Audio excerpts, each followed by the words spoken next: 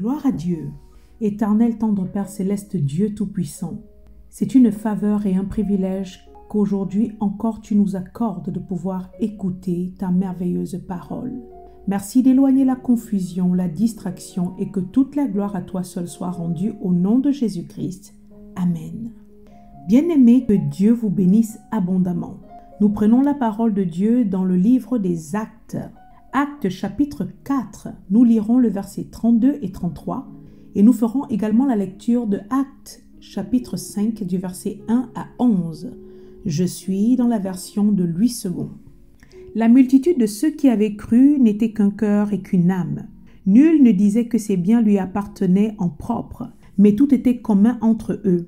Les apôtres rendaient avec beaucoup de force témoignage de la résurrection du Seigneur Jésus, et une grande grâce reposait sur eux tous. Chapitre 5.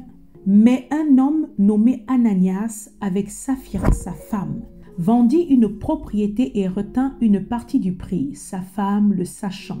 Puis il apporta le reste et le déposa aux pieds des apôtres. Pierre lui dit, Ananias, pourquoi Satan a-t-il rempli ton cœur au point que tu mentes au Saint-Esprit et que tu aies retenu une partie du prix des champs? S'il n'avait pas été vendu, ne te restait-il pas? Et après qu'il a été vendu, le prix n'était-il pas à ta disposition? Comment as-tu pu mettre en ton cœur un pareil dessein?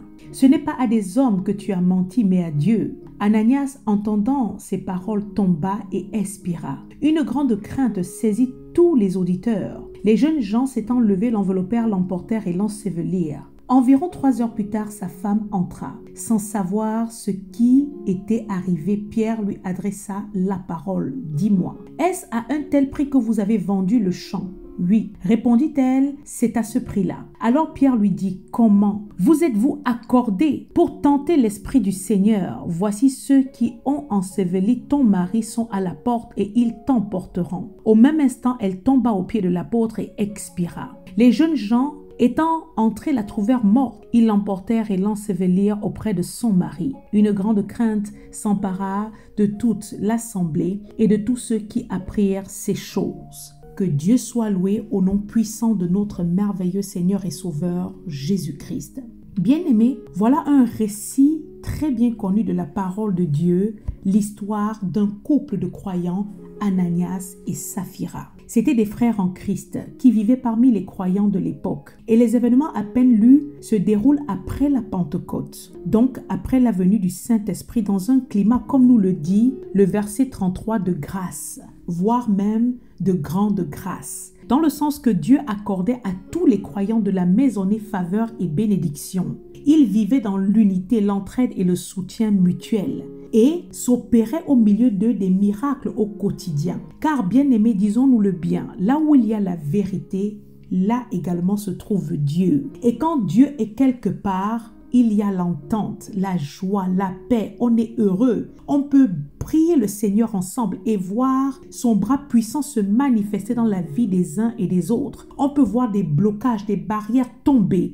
On peut voir des familles se ressouder. On peut voir des malades être guéris. La communion fraternelle authentique est une grâce. Voilà pourquoi le psalmiste David pouvait dire dans Psaume 133 verset 1, « Oh, qu'il est agréable, qu'il est doux pour des frères de demeurer ensemble. » Bien-aimés, au sein de la véritable communion fraternelle, on vit la bénédiction de Dieu. Voilà pourquoi cette unité est tellement combattue par le diable, qui s'évertue à ruiner et à contrecarrer tous les plans de Dieu pour la vie des croyants. Dans le verset 32 du chapitre 4 que nous venons de lire, nous voyons que la communion fraternelle était manifestée en l'unité de cœur et d'âme. Tout était partagé parmi les bien-aimés. Le témoignage de la résurrection du Christ y était fort et une grande grâce reposait sur tous les frères. Cependant, le chapitre 5 commence par « Mais un homme nommé Ananias avec Saphira sa femme vont pourtant dans ce beau climat connaître un triste sort, une triste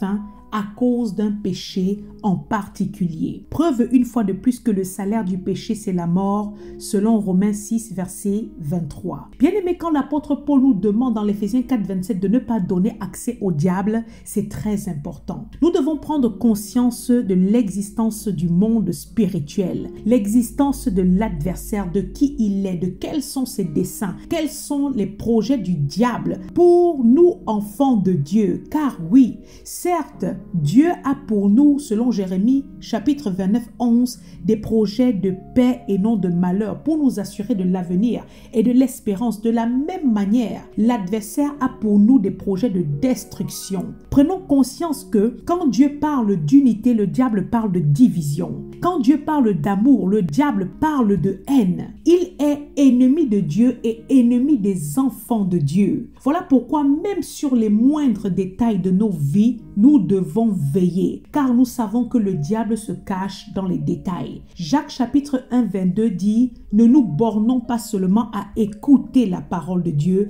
mais mettons-la en pratique. » Bien-aimés, au travers de l'intervention d'aujourd'hui, nous parlerons d'un péché qui mine la vie de plusieurs croyants. Et c'est quelque chose qui concerne tout le monde, pasteurs comme brebis, adultes comme enfants, hommes comme femmes, et qui dès le commencement, dès la Genèse, a causé la chute de la race humaine.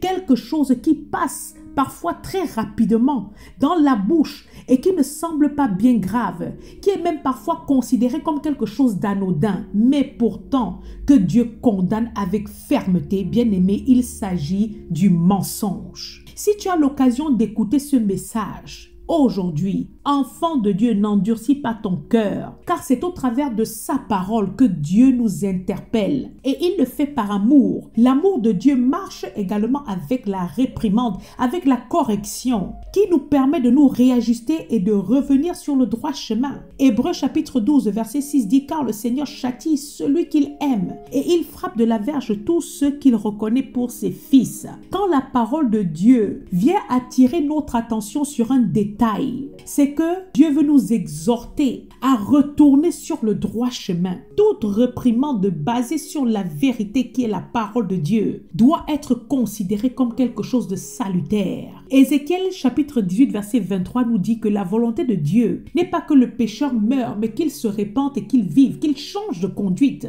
Enfants de Dieu, prenons conscience que nous ne devons pas nous amuser avec la vie spirituelle. Les conséquences d'un seul mensonge peuvent être dramatiques dans la vie d'un enfant de Dieu. Voilà pourquoi au travers de ce message, Dieu vient encore interpeller le cœur d'un de ses enfants qui m'écoute. Car la langue de plusieurs dans la maisonnée, je le redis, est enrobée de mensonges. Je parle comme ça des frères qui se plaisent dans le mensonge, dans la fausseté, qui mentent sans arrêt pour tout et pour un rien, qui sont incapables de raconter un fait sans en rajouter ou introduire le mensonge. Bien-aimé, si cela est ton cas, sache que c'est à toi que ce message s'adresse. Toi qui mens facilement et pour un rien sans arrêt, est-ce que tu sais que les lèvres fausses sont en horreur à l'Éternel, mais ceux qui agissent avec vérité lui sont agréables? Selon le Proverbe 12, verset 22, Dieu s'appelle le Dieu de la vérité. Le Seigneur Jésus-Christ lui-même s'appelle la vérité, le chemin et la vie. Dieu n'est point glorifié dans le mensonge. Le mensonge, par définition, c'est la contre-vérité. C'est tout ce qui n'est pas la vérité. Le mensonge, c'est la dissimulation. Ce sont les fausses affirmations. Et ce qu'on appelle les demi-vérités font partie du mensonge. En d'autres termes, quand dans toute une phrase qui sort de ta bouche, tu insères déjà un seul mensonge, sache que tu n'es plus dans la vérité, mais tu es en train de mentir. Bien aimé, les personnes qui mentent, les personnes qui vivent et qui pratiquent constamment le mensonge au quotidien, ce sont des personnes dangereuses et parfois même possédées par les esprits diaboliques. Ce sont des personnes qui ont un mauvais fond, qui sont des gens tortueux. Ils sont apparents, ils sont doubles et hypocrites. Et là, je m'arrête pour dire quelque chose d'important. Je suis désolée, un enfant de Dieu doit être transparent. Un enfant de Dieu ne doit pas manifester l'hypocrisie, car l'adversaire adversaire est celui qui se déguise en ange de lumière, selon 2 Corinthiens chapitre 11 verset 14. Je rappelle que c'est Satan qui a inventé le mensonge. Il en est le père. Jean 8, 44. Le mensonge fut d'ailleurs l'arme qu'il a utilisée pour rompre la communion entre Dieu et Adam et Ève, dans le but de provoquer, selon Genèse 3 verset 1 à 5, leur chute. Et c'est la même arme qu'il continue d'utiliser encore de nos jours pour faire éclater des divisions entre les frères en Christ et éloigner certains qui s'y adonnent de la présence de Dieu. Bien aimé, dans le mensonge, il n'y a rien de bon. Les menteurs sont généralement des personnes qui ont tendance à exagérer et déformer les faits ou les dires. Ils se plaisent à falsifier, tordre la vérité à leur avantage, se justifiant, se victimisant tout le temps. Le mensonge, c'est quelque chose qui marche également avec l'orgueil et la manipulation. Les menteurs n'ont jamais tort, mais ils aiment accuser et rejeter le tort sur les autres. À toi qui pratiques cela, sache que le mensonge est en horreur à l'Éternel. Voilà pourquoi parmi les 10 commandements, dans l'Exode 20 verset 16, il est dit: tu ne porteras point de faux témoignages contre ton prochain. Le mensonge est quelque chose d'extrêmement mauvais aux yeux de Dieu, à tel point qu'il est écrit dans l'Apocalypse 22 verset 15: dehors les chiens, les enchanteurs, les impudiques, les meurtriers, les idolâtres et quiconque aime et pratique quoi? Le mensonge. Dehors les chiens ou encore les ignobles, en ces personnes-là qui sont de basse moralité au même titre que ceux qui aiment et pratiquent le mensonge. Bien aimé, la parole de Dieu dit que leur place c'est dehors. Et quand on parle de dehors, c'est dans l'étang de feu et de soufre, selon Apocalypse 21 verset 8. L'Apocalypse 21 27 dit qu'ils n'entreront pas dans la cité éternelle de Dieu. En d'autres termes, ils n'auront aucune part au royaume de Dieu. Prenons conscience au travers de ce message que Dieu n'est point dans le mensonge. C'est un rappel à l'ordre. Et Dieu est là aujourd'hui pour délivrer de la langue mensongère quelqu'un qui m'écoute, délivrer de l'hypocrisie et de la fausseté. Car l'accès que tu donnes au diable là va finir par te ruiner. Dieu ne se glorifie pas, je vais le redire, dans le mensonge. Tu es en train d'empêcher la main de Dieu d'agir puissamment dans ta vie. Le mensonge marche avec l'orgueil qui lui précède la chute. Proverbe 16 verset 18. Retournons au texte. Bien aimé, quand Satan a déjà commencé dans la vie d'un être humain le processus de chute, il commence par dérober la vérité dans son cœur en la remplaçant par le mensonge. Et une fois que tu es guidé, animé, poussé par le mensonge, tu commences à manifester, je le redis, l'orgueil, l'arrogance, l'autosuffisance, voire même de l'insolence, le mépris envers même les conducteurs spirituels. Tu es aveuglé par ton orgueil, étant convaincu d'être juste et d'évoluer avec le vrai Dieu, alors que tu es en train de marcher dans les ténèbres les plus absolues. Bien-aimés, prenons garde et veillons, car le diable rôde et il attaque constamment la pensée. Nous avons déjà enseigné à maintes reprises que l'intelligence est son terrain de bataille par excellence. Le diable suggère sans arrêt les pensées mauvaises dès qu'il trouve un accès. Ne pense pas que Satan va te voir évoluer, réussir, sans rien faire les bras croisés. Mais il cherchera toujours à introduire d'une manière ou d'une autre le mal dans ta vie. Et si possible, passer au travers de toi pour introduire le scandale au milieu des frères en Christ, ayant pour base de travail le mensonge. Zacharie chapitre 8 verset 16 dit: voici ce que vous devez faire. Dites la vérité, chacun à son prochain. Jugez dans vos portes selon la vérité en vue de la paix. La vérité est un des attributs de Dieu et elle est porteuse de paix et d'unité, tandis que le mensonge n'apporte que destruction et division. Éphésiens 4, 25, c'est pourquoi renoncez au mensonge et que chacun de vous parle selon la vérité à son prochain, car nous sommes membres les uns des autres.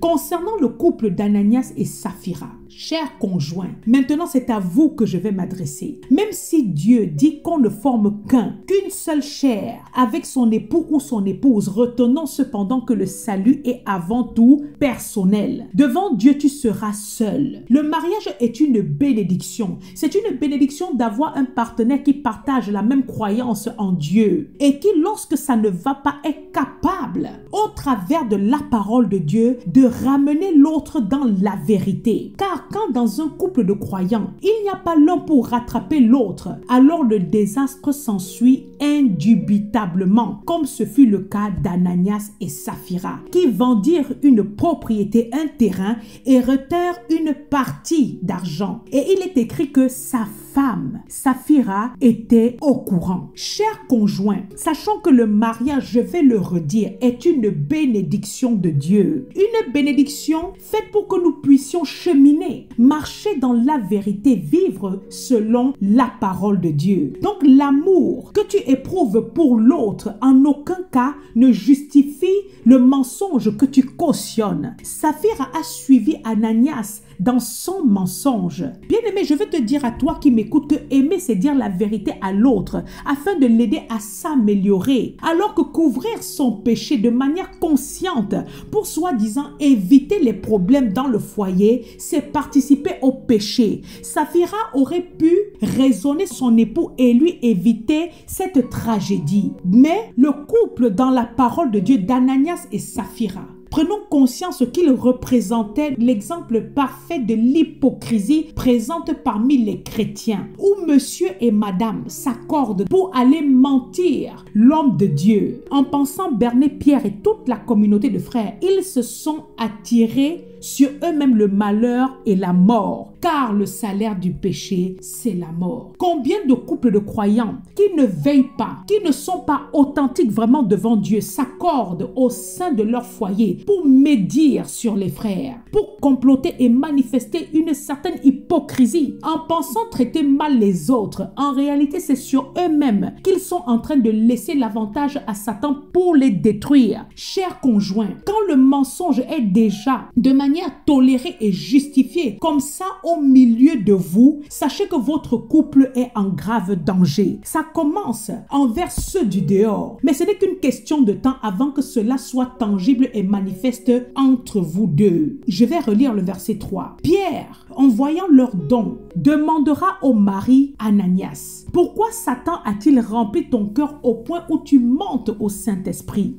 Bien-aimé, voilà la présence de l'adversaire. Quand Satan entre déjà quelque part dans le cœur de quelqu'un, il dérobe la vérité et la remplace par le mensonge. Tu commences à agir directement sous son inspiration. Ce n'est plus le Saint-Esprit, l'esprit de vérité qui te guide. Souvenons-nous même dans Luc 22, verset 3, quand Satan est entré en Judas Iscariote, il s'est levé et est allé vendre le Seigneur Jésus-Christ pour de l'argent. Et c'est un acte qui par la suite lui a coûté cher. Nous connaissons l'histoire. Le salaire du péché, c'est la mort. Analyse bien qui est celui qui te pousse à agir. Pourquoi Satan a-t-il rempli ton cœur? C'est la question que Pierre a posée à Ananias. Ananias était assis au même titre que Saphira au sein de la communion de frères et il recevait grâce sur grâce. Mais pourquoi à un moment donné tu as laissé que Satan te manipule? Pierre a posé à Ananias toute une série de questions comme pour savoir si cela était-il vraiment nécessaire d'agir de la sorte,